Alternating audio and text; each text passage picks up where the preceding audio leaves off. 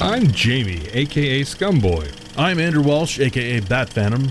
I'm Kevin, aka Neon Nazgul from the Operation Pug Podcast. A proud member of the Gonna Geek Network. Just like the show you're listening to now. The opinions expressed are those of each individual host. Check out all the podcasts at GonnaGeekNetwork.com.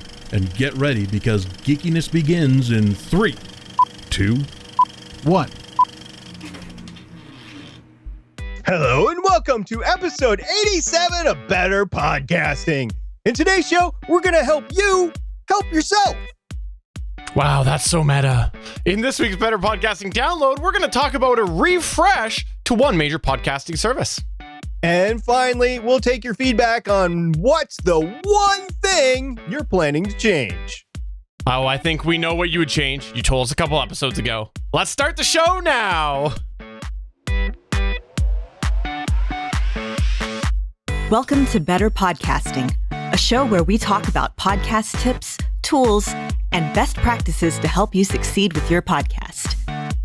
What makes us different? Well, just like you, we podcast purely out of the love and fun of it. Podcasting is our hobby, and we recognize that it's yours too. We always encourage your questions and feedback, and you can find all of our contact information at betterpodcasting.com. Here's your host for the show, Stephen John Drew and Stargate Pioneer.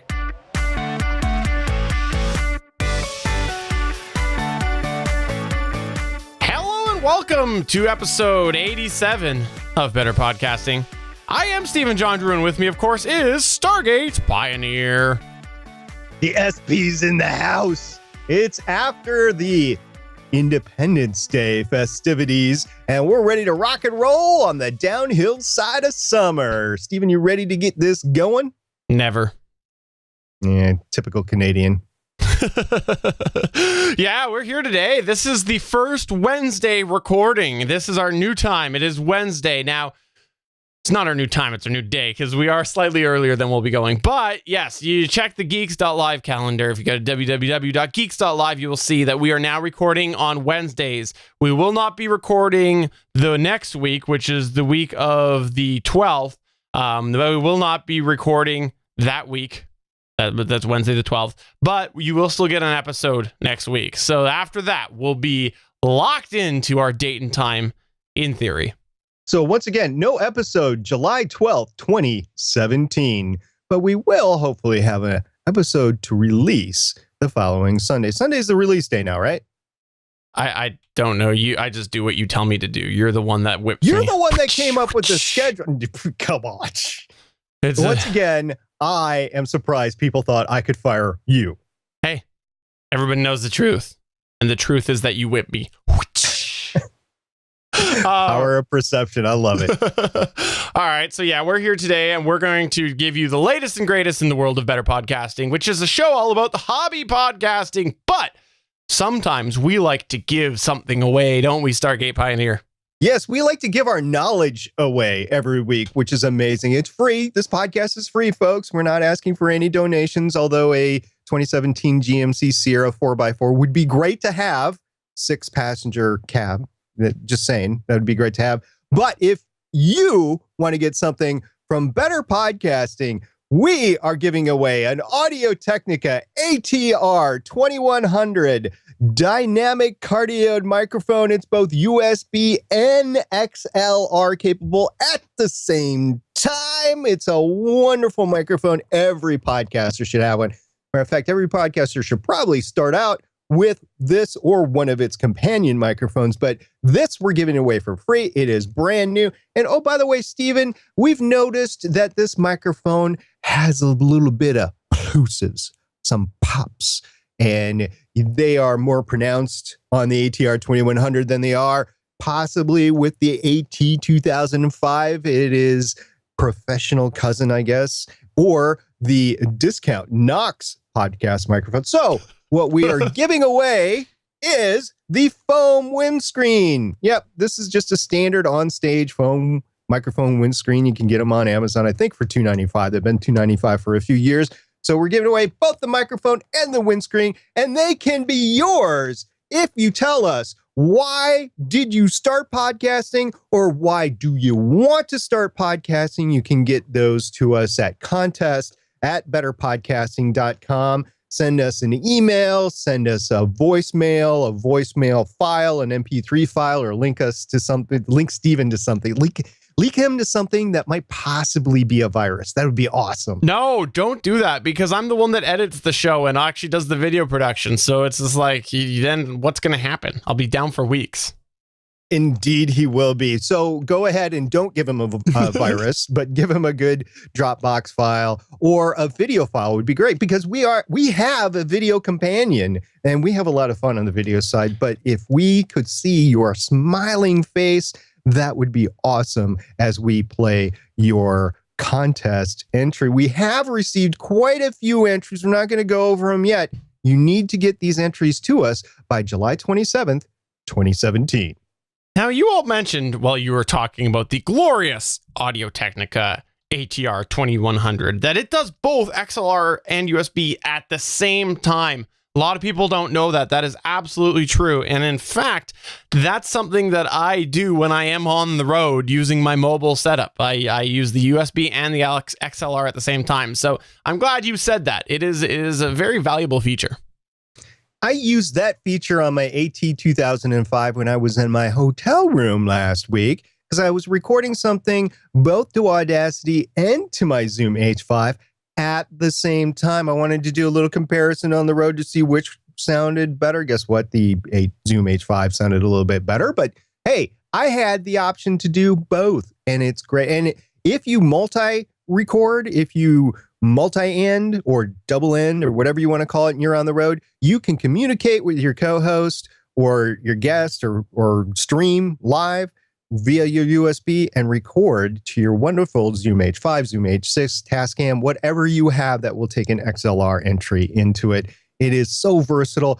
That is why every hobby podcaster should have one. Yeah, and you can also actually just take the end of the XLR cable and put it in your ear and then listen to it yourself. That works, right? Only if you're in the Matrix. Oh, could you imagine, the Matrix made in 2017? What's one of the first things they would load up? Obviously, the podcaster skill. Obviously. Totally. Because you would have instant fame inside in the Matrix. You would have tens of thousands of screaming fans wherever you went. And let's not forget that a Matrix redone would be redone almost 20 years into the future from the original one. Think of the technology enhancements. Well, we do have a Canadian on the show, so I'll do my best Keanu impression if I remember. But let's go ahead and move on to our main topic. Here we go.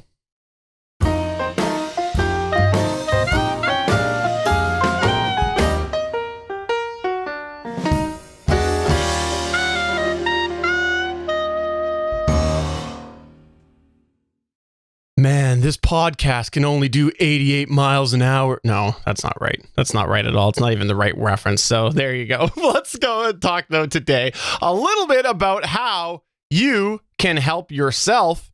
You want to make your podcast a little bit better. Indeed. You want to help yourself. You want to help your audience who's consuming your show consume a better show. Basically, what you want to do is evaluate your own show. It is a little bit meta, as a podcaster, you're also often critiquing other things out there or giving your take on different either events that are happening on the outside or maybe something that's going on in the tech sphere. Whatever niche you're podcasting on, you are giving your take. So you are evaluating other things for people all the time. The one thing that you rarely do, though, is evaluate your own show. So a common question that I have heard, and this is legitimate, I've heard a lot of people, dozens of people ask this, is how is my show? You hear it all the time. You see it in Facebook groups. You see it when I was on Facebook. You see it in Reddit. You see it in the podcastforum.com. And it is a common question of, hey, can you take a look at my show? Tell me what you think. And by the way, this is for both experienced podcasters that just want a little tune up and see if they're headed in the right direction, and new podcasters as well. They're just figuring out editing. They're figuring out how the show flows. They're figuring out how to record it to begin with. You can give them tips, tricks, and other things along the way. It's just going to make them have a way better show. Well, here's the bottom line. You can ask someone to review your show, or you can do a self-assessment and identify opportunities yourself. Wait, I can't just write you at every time that I want to make my podcast better, Stargate Pioneer. I thought you had the time to do that for everybody. I wish I did. I really do. But I have a full-time day job that I actually love because I'm doing rocket science sort of stuff during the day. So when I come home, it's only for a limited amount of time, and I'm doing a lot of podcasts. So I'm doing this show because I love giving that knowledge out of how to make your podcast better. And if you message me, odds are I will get a chance to respond, but I might not get you that response either in a timely fashion or in depth that you want.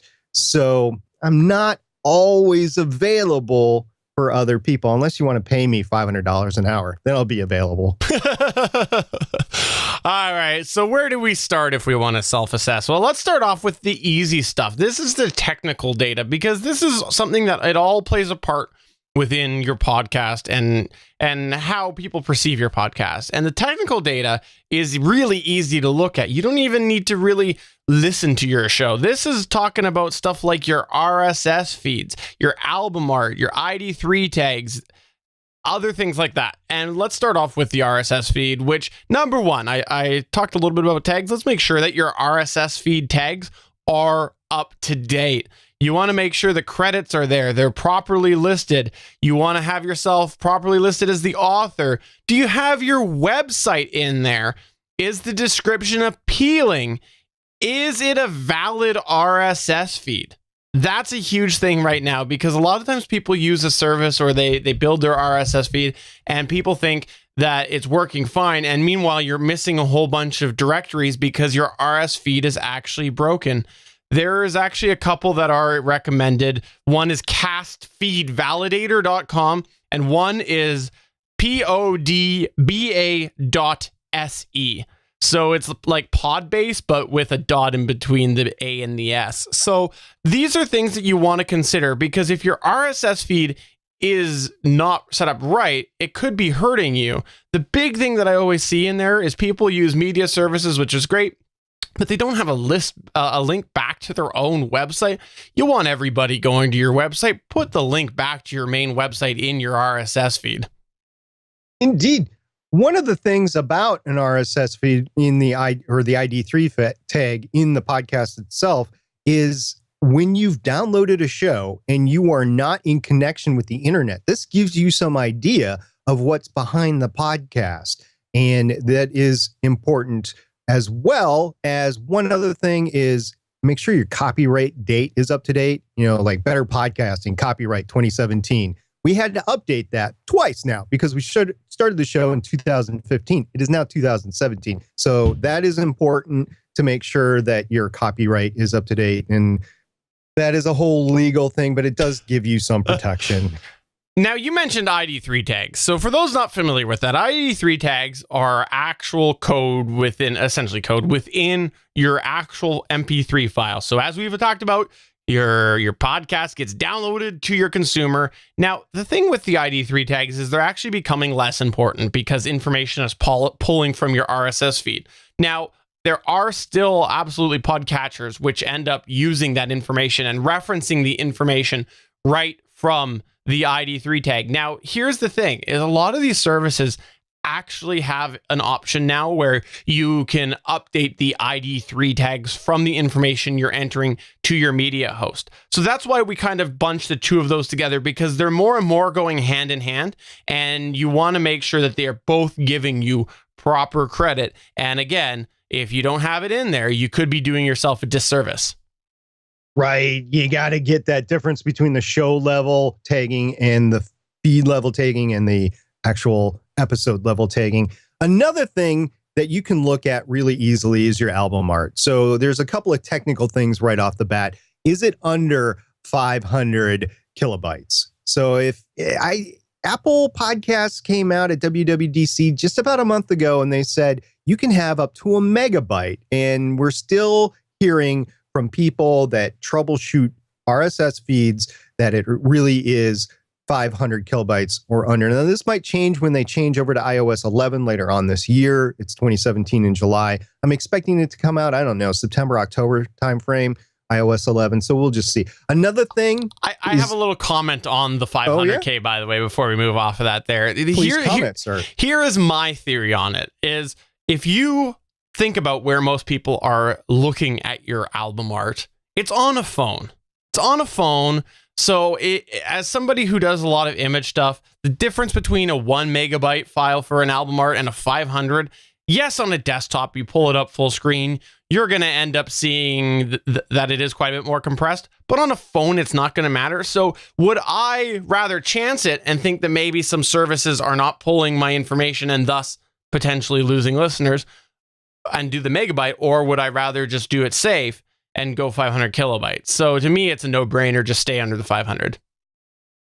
That's my plan, is stay under 500 until data plans get a little bit bigger. And oh, by the way, the picture size is at the low end. This is Apple podcast specifications. Other services might have other specifications, but because Apple Podcasts have more than half of the downloads from different sources, I would keep to these specifications because you don't want to invalidate your feed for over 50% of your potential downloads. So it's 1400 by 1400 pixels and the low end, and up to 3000 by 3000 pixels on the high end. So under 500 kilobytes in size, and 1400 by 1400 up to 3000 by 3000 pixels. So some of the things to look at with your album art is, does it match the theme of your show? If it's something that's not related at all, you might be misdirecting some people that are searching for your podcast in whatever podcast catcher or directory service that they are looking at. So it's not only the quality, but it's the flavor. Stephen, what does flavor mean in terms of a podcast art? Well, what it means is that you take a dash of cinnamon and you add a little bit of pepper, and the two of them together end up kind of...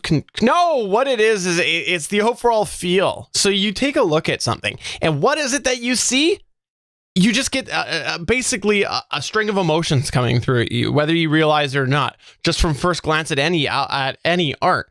And if you have something that is looking like a business podcast, but you go in and it's a bunch of people sitting around a table drinking beer, doing whatever, it's a contrast. Or on the flip side, you are a business podcast, but your art looks like it was made by your 6-year-old son. Again, people are going to look at that and they're going to go, oh, that's a kid's podcast. No, that's not actually a podcast about the business of making paint drying businesses. So this is not an example of a spoonful of sugar helping the pot art go down.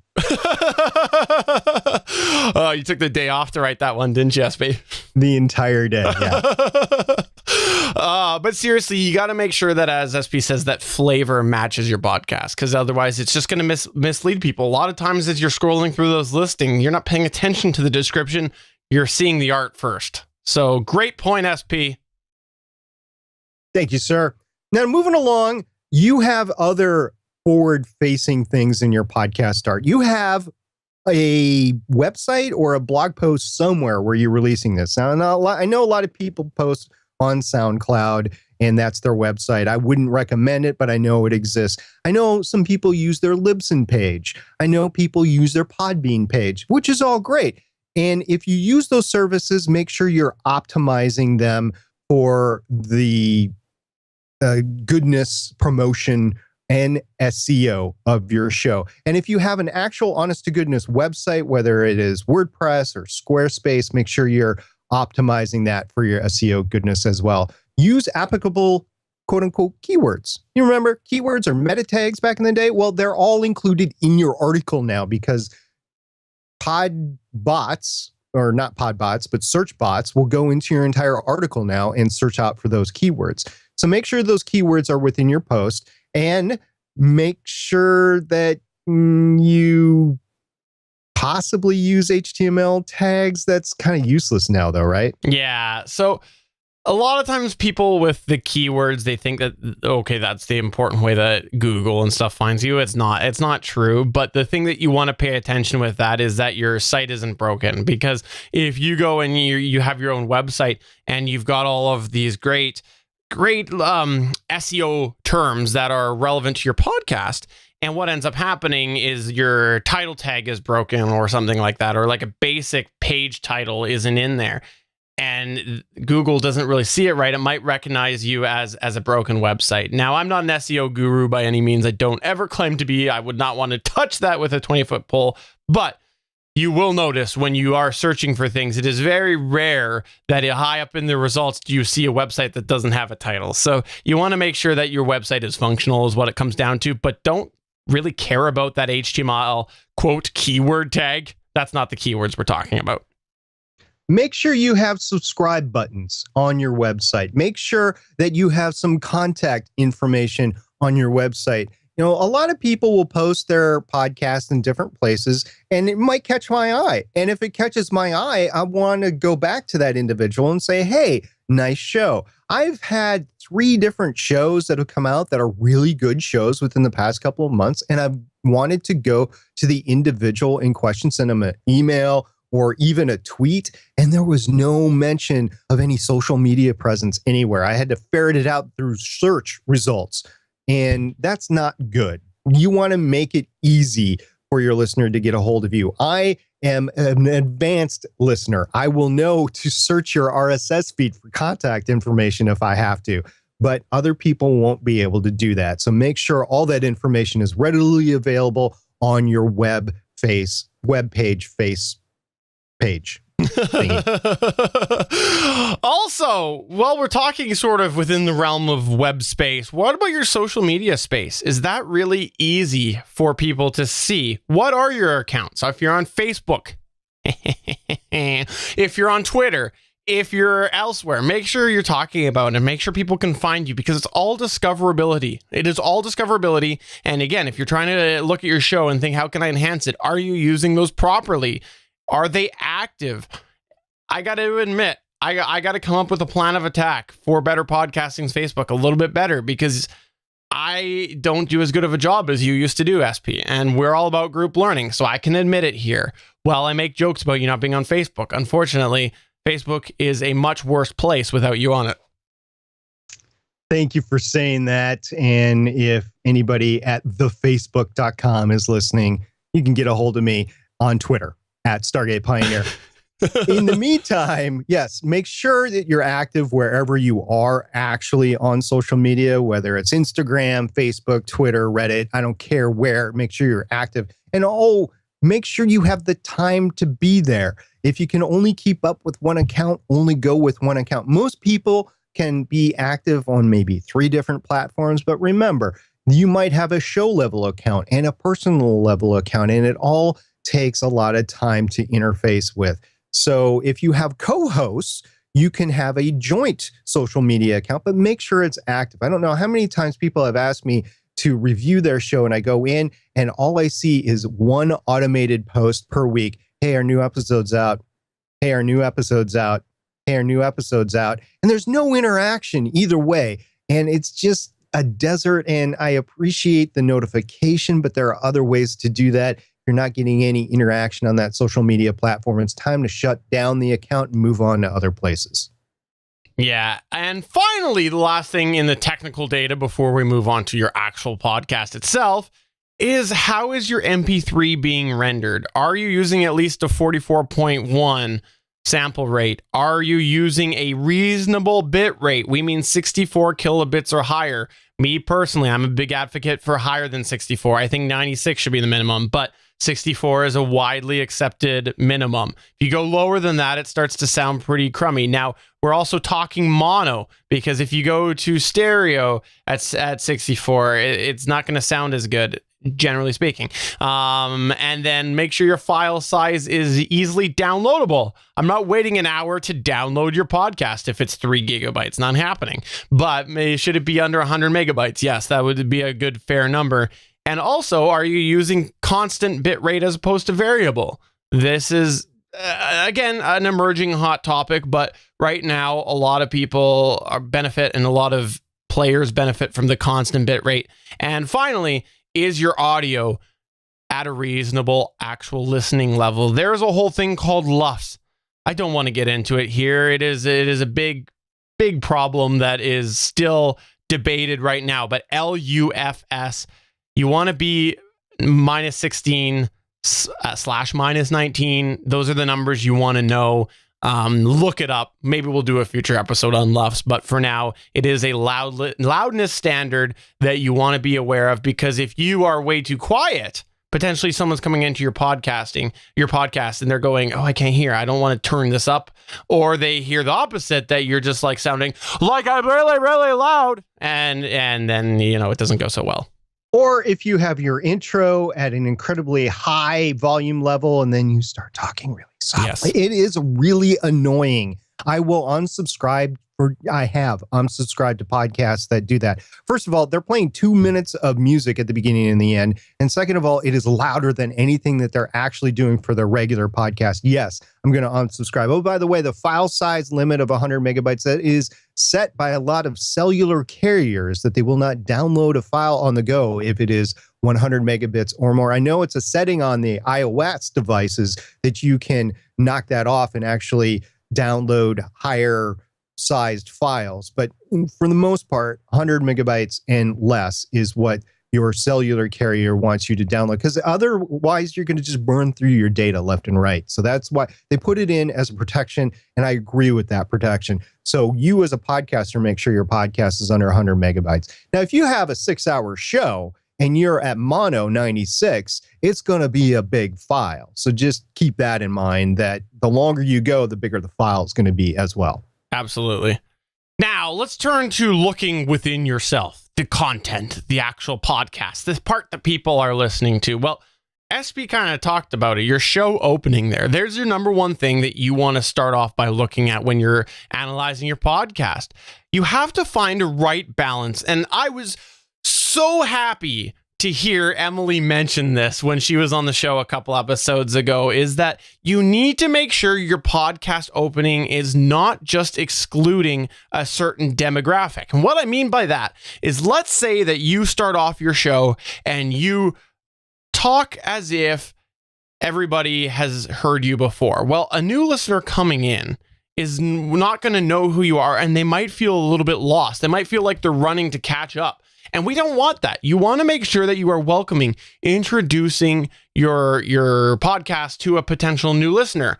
On the flip side, if we're going to spend 10 minutes talking about what your podcast is to an existing listener, someone who's been around for a while, it's going to be really annoying and they're probably going to skip over it. So you got to find that right balance. And I hear a lot of people miss this. There's been this big movement lately to get rid of intros from the beginning of podcasting. Honestly, I think we could shave a few seconds off of our intro, but the reason why we leave it on is because it gives a new listener everything they need to know. It gives a new listener everything they need to know about what our show is. And for an existing listener, it's not terribly long to sit through.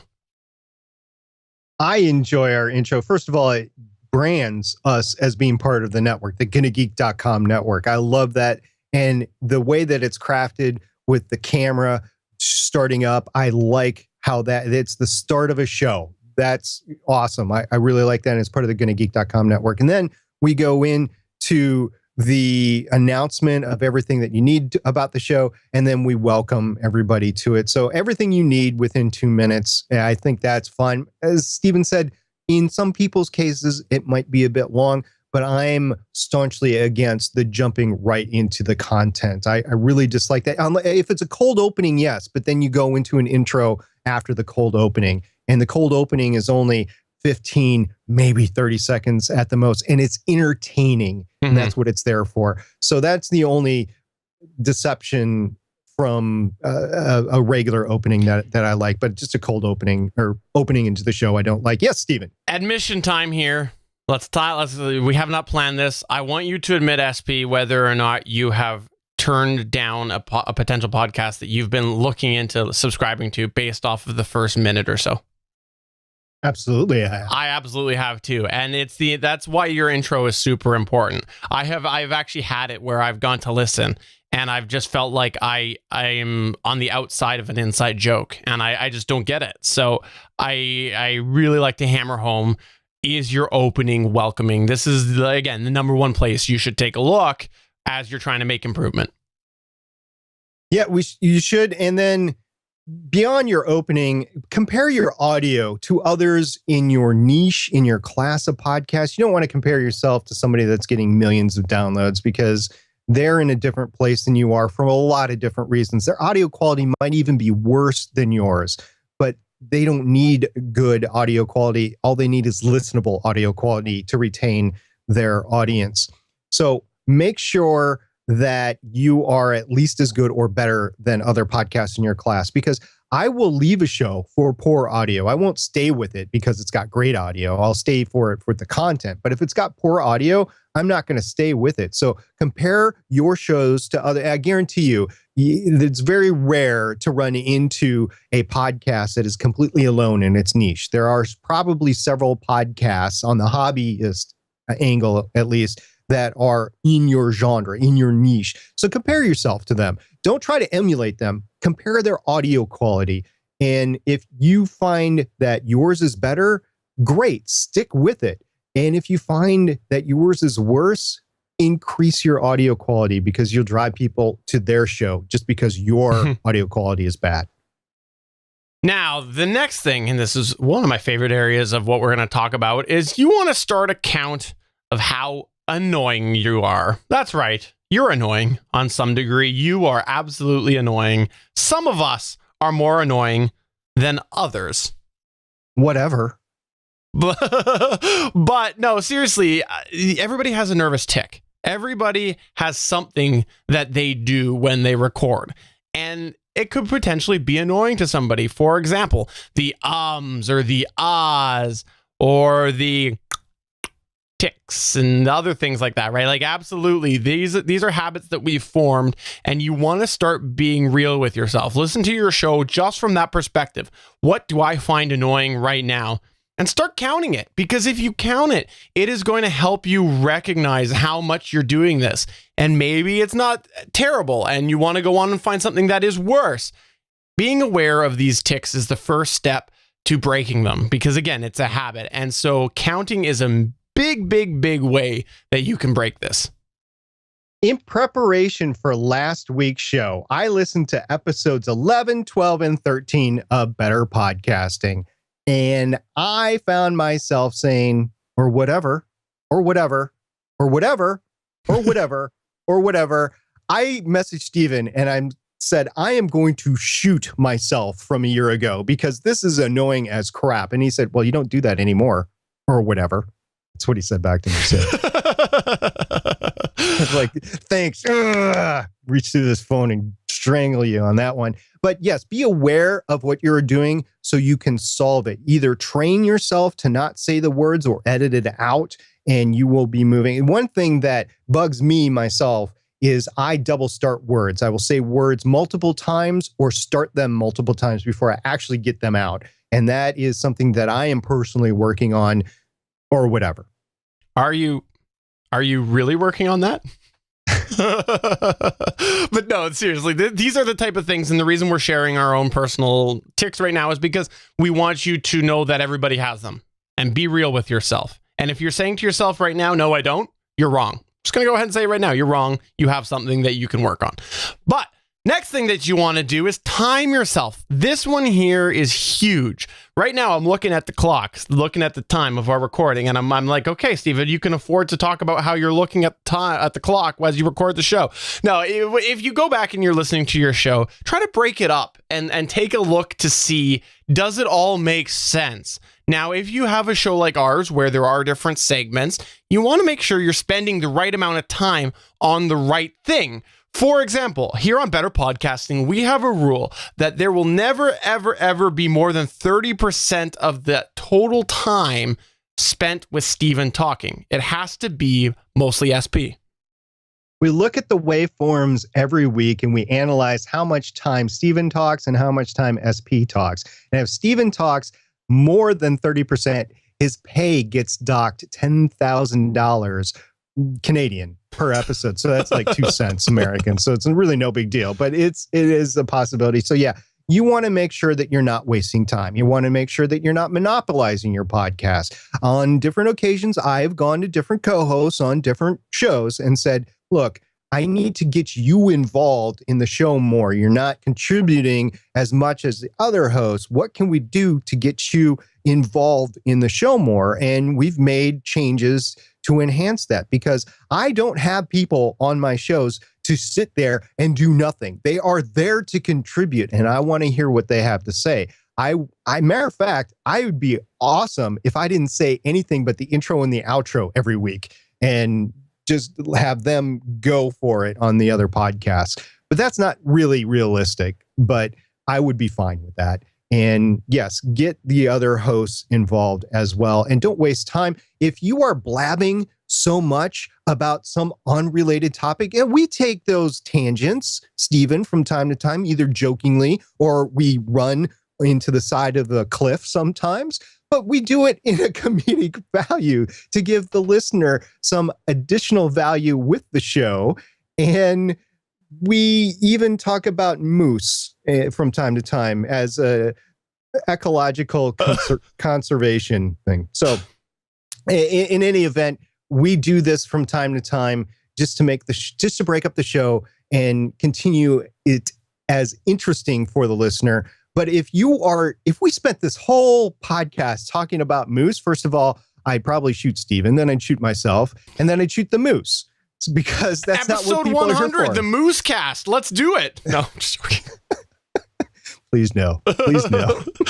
Yeah, but no, great points, SP. And really, you want to make sure finally that it's the proper balance between the topics. Like this one here, we have most of the time spent on, quote, the main topic, and then we talk about the download and the better pod back, because we want to make sure that the topic we've chosen for the episode takes up the majority of it. What else do we have here, SP? Well, we've been talking a lot about listening back to your show and critiquing it yourself. Now, it makes it easier if you have some time spent away from the actual production of the show and listening to the show. So I would say at least 2 weeks, if not 2 months, or even a year later. As I stated before, I listened to episodes 11, 12, and 13. That's almost a year and a half before we recorded this show. And I heard stuff out of that podcast for myself that I knew when I did it was bad, but listening to it back a year and a half later, it's like, you just shut up. Don't say whatever anymore. And that really bugged me. It really did. And just listening to that can then modify your behavior on future shows. So if you can listen to a show a year later, you're doing pretty good. There's also something that is almost the opposite of that. And what I've found before by listening to shows is that there have been things that I used to do really well that I don't anymore. And that fun element that we talked about is often where I hear people encounter this. They end up listening back and they go, wow, that used to be a lot more fun. What's changed? And then you can kind of help bring that back in. So it is very beneficial to listen way back. Get your Marty McFly time machine back out and travel to the past. It's your kids, Steven. It's your kids. What would you change about your show? What would you change about yourself? What would you change about your co-host? And then relay that in a nice manner to your co-host. Don't accuse them. You suck, Steven. You need to stay fired. You don't want to do that. Why are you doing my report card right now? Because it's part of the show. It's in the show notes, dude. You didn't read them? That's one of the reasons that you got fired to begin with. All right. And the other thing that we want to mention here is when you are all done and you're actually posting your podcast, what about your promotion methods? We talked about Twitter and Facebook and things like that and using them properly, but are you using them properly to entice people to listen to your show? Don't give away everything that is important on your show. Give people just a little nugget that catches their attention and they go, okay, I got to find out more. You know, it would be like saying, if you go on there and you say, so this service has gone and they have changed everything. Let's use that. Apple has gone and they have changed a whole bunch of tags coming up in iOS 11. Here are all of the tags. Now go listen to us talk about it on Better Podcasting. No, what I would do instead, I would say, there has been some major changes by Apple. Check out this episode of Better Podcasting to find out what they are. What I would say is SP welcomes a new co-host to the show. Go check out the big announcement. That's what I would say. Fair enough. So make sure you're using those properly. And finally, before we wrap up this topic, we want to talk about some places that you can actually, though, reach out beyond just self-assessing. Maybe you want to get some confirmation of some of the things that you're thinking, or maybe some extra eyes. Well, number one, email SP, because again, SP has all of the time in the world to do as much podcasting stuff as you require him to do. Indeed, I am here to service you free of charge. No, like I said, $500 an hour is probably my break-even point for spending a lot of time with you. And I know that's big, but it's big for a reason. My time is really precious right now. So I'm just going to throw that out there. I'm not really a consultant, but if you want to pay me $500 an hour, then I will review your show. There are other places that you can get your show reviewed, though. I've seen calls out on Reddit, and I've seen responses on Reddit. I've seen people on our own network ask for reviews. So whatever, if you happen to be part of a network, maybe the network owner or somebody else that you respect, you go and ask their opinion. I've done that myself within the network. I have asked another producer on the network, hey, what do you think about this? And he gave me some really honest response, and I appreciate that. And we should just pause here to really assess what SP just said. SP just said, if you respect the network owner, you can ask them for advice. And then he proceeded to say how he asked somebody else. Thus, no respect. RESPECT. That's a joke because I'm the network owner of Gonna Geek. Mm-hmm. So he thinks so now. He might get fired from that. We've talked about that one too.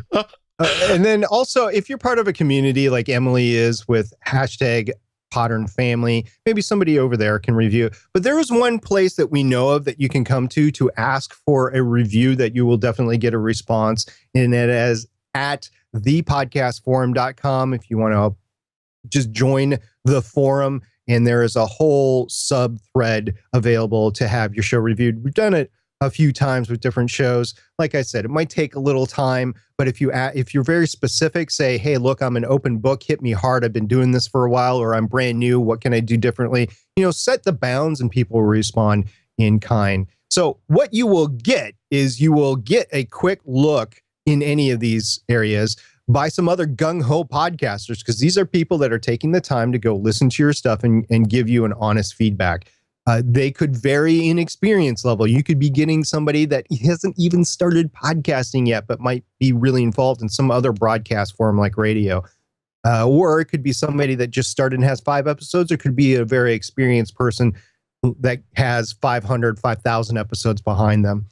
It is free. So keep in mind, you are getting what you're paid for. You are asking somebody to spend time listening to your show and then critique you. So however long your show is, plus about that same time or double to critique you. And then be prepared for some brutally honest feedback, because you will get it. If you're asking for feedback and you even say you're ready for some hard-hitting feedback, you're going to get it. And just be prepared. Your feelings might get hurt because this is your baby. And I'm just saying, be prepared. Now, whenever I review a show, I try to be as diplomatic as possible, but some people, you never know. Once again, you never know what you're going to get. What you won't get is you won't get detailed one-on-one coaching. That is where a podcast coach or a consultant would come in. You probably won't get a written report or a Skype session. It'll just be messages back and forth. And it might not be from somebody that knows your niche well. And I will say, if you are looking for that detailed style of analysis, there's a plethora of paid podcast coaches and consultants, which we can recommend to you offline. Well, thank you, SP. That was excellent information that you just talked about all for yourself for the 40 minutes. Is that what it was? Have you actually done the analysis on the tracks already? Yeah, I'm impressed. Well, Yeah. I just have edited myself out because, Oh, you just silenced your entire track for the time. Okay, that's how it should be. All right, let's move into the download. Here we go. Welcome to this week's Better Podcasting Download. In this week's Better Podcasting Download, we are going to talk about something that I personally use, but Stargate Pioneer does not. That is called Spreaker. I don't know why he chooses not to use Spreaker. No, I'm just joking. SP is actually the Spreaker guru on this podcast. He is an avid Spreaker user, and he not only does this show on there, but he does a whole bunch of other ones as well.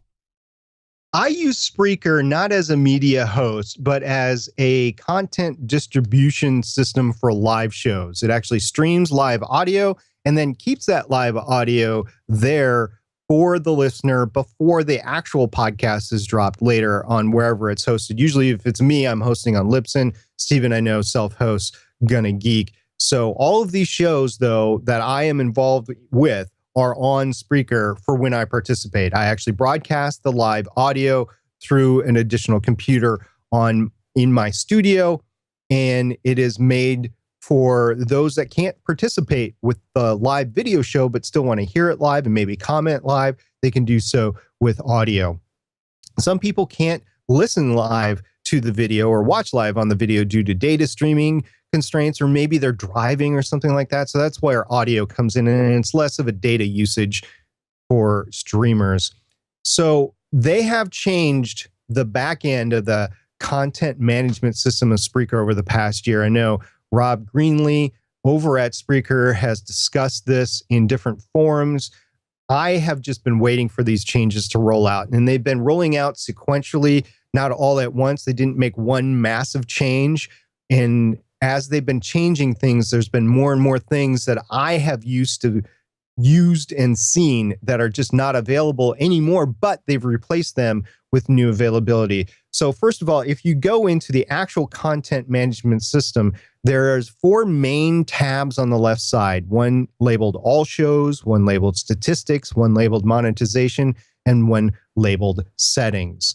In the all shows, it is simply looking at all your shows. This is one of the great things about Spreaker. At the $20 plan, they give you 500 hours and as many RSS feeds as you want within that 500 hours. So right now, I have 7 different shows that are included in my Spreaker plan for $20 a year or a month.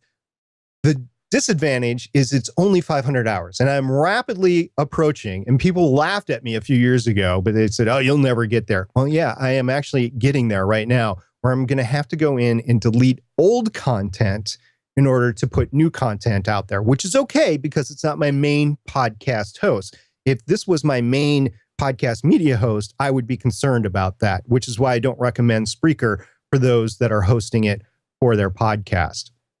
So if you go into any of these 7 shows, I'll go into Better Podcasting really quick here, and it will show a list of all the shows as well as an edit point to that, and you can upload new shows within there. You can see the statistics, and you can see the behind the scenes of the podcast post, like an embed link, and so on and so forth. In the statistics, which is the second tab on the left, not the show level statistics, but the big level statistics, they have changed it. It is more contrasted. It pops out at you a little bit more. It used to be a little rounded in the edges. It's more contrasting in terms of colors and the font and the graphics. And you can see both your complete statistics as your account, as well as individual show statistics. And these statistics aren't as good as Libsyn's or even Podbean's from what I've seen, but you do get plays and downloads, you get likes, you get geolocation.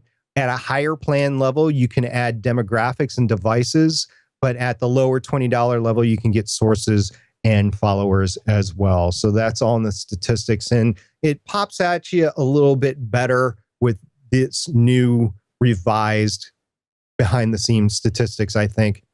So that's good. Another one that I've used briefly is called monetization. And this is where you can monetize your show. You need to give them your bank account information. You also need to fill out a W-9 here in the United States for tax purposes. And the CPM, or the rate that you're given per show, is really low. So you'd have to have a lot of streams, a lot of downloads in order for this to mean anything. So I would recommend against it if you're a hobbyist and you're just getting a couple hundred. You're going to subject your audience to ads from I don't know where for $2 per 1,000 downloads. And that's not enough. Even if you were a hobby podcaster and you were getting 2,000 downloads per show at 2 CPM, that's $4 a show. You can do better for yourself and for your audience on the monetization. It's just too much hassle for what it's worth. So the last tab is settings. And what is included here is also a look at social media. So you can connect it to your Facebook account if you happen to have one. I don't, so it's not connected. You can connect it to your Twitter account. You can even connect it to a YouTube and SoundCloud account. I don't know why you would have a SoundCloud account, but you can connect it if you do.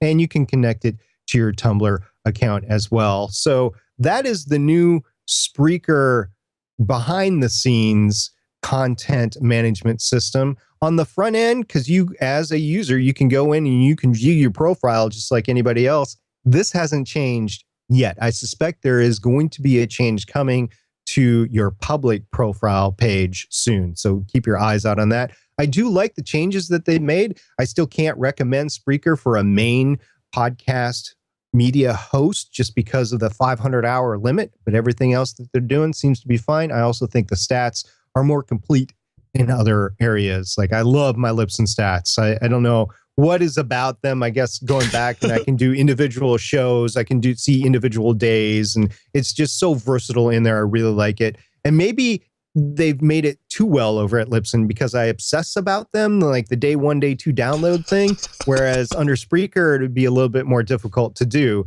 And maybe that is for everybody else's benefit. So I don't know. Yeah, you are a Libsyn fanboy. I was just trying to think of a better way to say it, but I am, but it's also with a measured, knowledgeable decision. I'm not like, oh, Libsyn can do no wrong. No, Libsyn has the features that I want at the price that I want at this point in time. If they ever change and somebody else beats them to it, then I'll have to recommend somebody else instead. But right now, Libsyn is the gold standard, and I'm old enough to want the gold standard. Awesome. Well, thank you very much for updating us all on that. I think that you should ditch Libsyn right now and go 100% Spreaker. How about I keep both for a while? Sounds good. All right, let's find out what you had to say this week.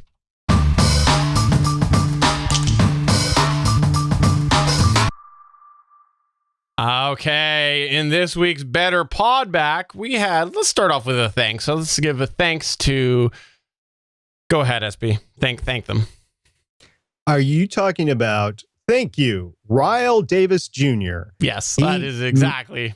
Messaged me on July 1st and said, hey, SP, I just wanted to let you know, episode 81, the finished version of Better Pod, isn't available on YouTube. And since I had taken over the show, I'm so glad that Ryle reached out to me. Unfortunately, though, the person that had that video file is sitting right next to me. His name is Steven. So he made sure that episode was made available. You know what happened? I withheld it for the day that you fired me. Then you would ask me to come back. I see. It was one of those data hoarder things. I would have just gone without it personally, but the long story short is actually Ryle was looking on Roku, I believe it was. I think it was the Roku app. There was an app that was looking at our playlist, and I didn't have it on the playlist, so it's my fault. I apologize. As soon as we added to the playlist, it worked. So thank you. If you ever see a bug like that, we're open. Just reach out. We'll fix it if we can. Sometimes there's certain things that we'll purposely leave off, but that's a great example of us fixing it. Now, the next thing that we have is we asked you, what is the thing you are planning to change with your hashtag podcast in the upcoming months? Now, as we alluded to at the top of the show, SP plans to fire me for real this time. Oh, indeed. You are fired. You're just guest hosting right now. It's like you can come back and collect your severance pay. And yeah, that's great. No. We actually got a lot of responses to this, which was amazing. At Podfame said, I'm actually going to launch it. Woohoo! Yay! You're going to launch your podcast. That's awesome. At Diami Plotke said, at Diami Plotke said, trying to pass off show note posting to my co-host. Yeah, okay. Share the wealth there. Share the wealth. I know that show notes can be very intense, and I have co-hosts do that for me on 2 different shows. So way to go there. I also have co-hosts that do show notes for me on other shows, and those shows would not be possible without the co-host stepping up and do it. So I feel the pain about show notes. We also had Anthony Bachman say not arriving last minute before we go live, giving myself more prep time. Anthony is a co-host on All Things Good and Nerdy. And if there's one show that you can show up minutes before, it's this one, because they've done live from the beginning. So they all know how to make it work as needed. New listener to the show at Story Behind Pod said, another series is in the works of themed episodes, but I'm waiting to see how at Apple Podcasts changes the labeling with series versus episodes. I would say just go ahead and launch it. You can always change that stuff in your RSS and your actual show tags later. I wouldn't wait for Apple Podcasts. You should always wait for Apple Podcasts. They are the king of podcasts. They haven't made a major update in 7 years? I mean, if you were waiting, you could have been waiting for a long time. No, just launch your show. You can change everything later. And we also had at Magic with Zuby, who is from the Gonna Geek Network, say better audio quality is always up there. I really need to spend some time learning better audio techniques for editing. I just do basic EQ. There are definitely things with advanced audio editing that I am still learning today. Matter of fact, my next step is either to audio edit in Reaper or use Vegas for combined video and audio editing. So yeah, I'm taking that next step up sometime soon myself. And what did AureliaPod have to say? AureliaPod. AureliaPod. At AureliaPod. Hi, how you doing, Damien? AureliaPod said the number of months it will take to release an is unknown due to a huge backlog. But I am only missing one mic setup, the boom arms, and the Zoom EXH6 capsule to switch from my single Blue Yeti recording 5 people, I know, to recording the podcast with everyone on a Knox audio mic. Recorded with the Zoom H6. It's been a journey, and I can't wait to make this change. That's awesome. And you know what about the Knox podcast mic? SP has an amazing review for the Knox podcast mic. It's available at geeks.link/Knox, KNOX. Check it out if you're thinking about it. But that is taking us to the end of the show. Before we wrap up, we want to just go ahead and thank everybody who has listened to us through this transition of times. We are now releasing this, as you saw, on Sundays. So thank you for checking that out. And we want to know, what did you think about that? Do you like it switched to Sundays? The reality is we're probably going to leave it there, but we want to know, do you like it on Sundays? Do you prefer it later in the week? What's your thoughts? You can get in touch with us by reaching us at BetterPod on Twitter. You can find us at facebook.com/betterpodcasting or email podcast@betterpodcasting.com. But that is going to take us to the end of the show for episode 87 of Better Podcasting. I'm Stephen John Drew saying I'm back as a guest, according to Stargate Pioneer. And I'm SP saying, come on, man, take a joke. We'll see you guys next time. Bye.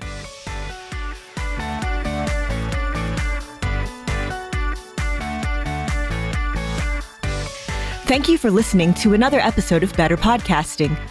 We want to hear from you. You can find all of our contact information at betterpodcasting.com. If you like the show, please consider giving us a 5-star review in iTunes. We encourage you to check out all of the other geeky podcasts available at GonnaGeekNetwork.com. This has been a Gonna Geek production. Thanks for listening, and we will see you again next week.